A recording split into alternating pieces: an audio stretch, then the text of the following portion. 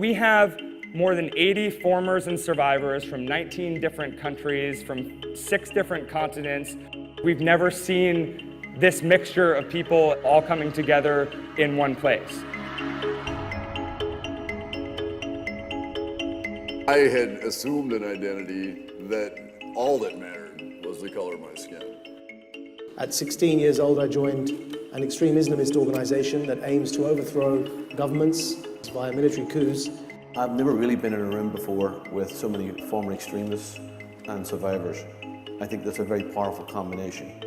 It's our responsibility and duty to teach these kids the truth. I'm living the effects of violent extremism. Until you talk about it, you cannot overcome it. What we're doing here now is a much needed first step.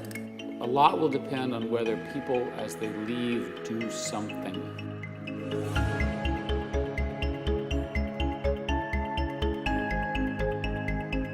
SAVE really was an experiment for us at Google Ideas. We had just started as a team, and no one knew what was going to happen. No one had ever tried to get this diversity of people together in one place before. As we're sitting at the table, it hits me that Carrie has lost her mother in the 9/11 attacks. Her mom was on the first plane to hit the towers, sitting next to an IRA bomber, having lunch.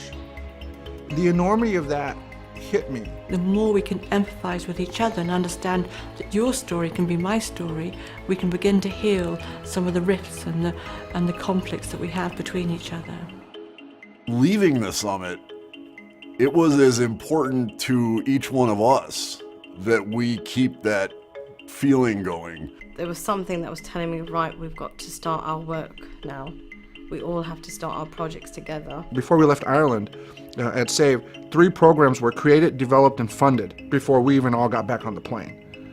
This is about action, it's not about talking. We might have issues around racial hatred, so I might contact someone like Angela or Arno, or I might have gang issues and say, well, Sammy or Susan, what are your thoughts, or how have you tackled this problem? Now comes the time for us to tool up this extraordinary group of people and grow the network in a way that it can have real impact on the ground. We can talk to governments, we can talk to people who've got power, we can create more projects, and the beauty of it is no one can say to us, they don't know, we don't know what it feels like, because we do. It's been exciting because just in the last few months we've seen a couple of organisations working on the front line of countering extremism come to us and say we'd really like to link up with organisations working on a different form of extremism to learn their lessons.